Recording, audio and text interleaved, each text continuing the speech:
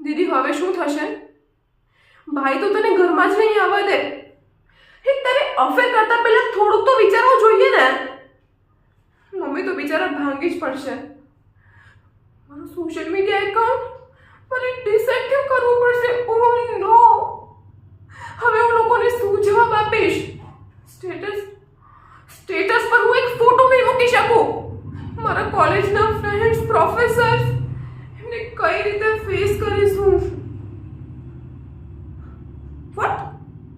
મજાક કરતી હતી? You idiot! આવા કોઈ મજાક કરે યાર? હાર્ટ ફેલ થઈ જાત મારો. થેન્ક ગોડ કે તારું કોઈ અફેર નથી ચાલતું.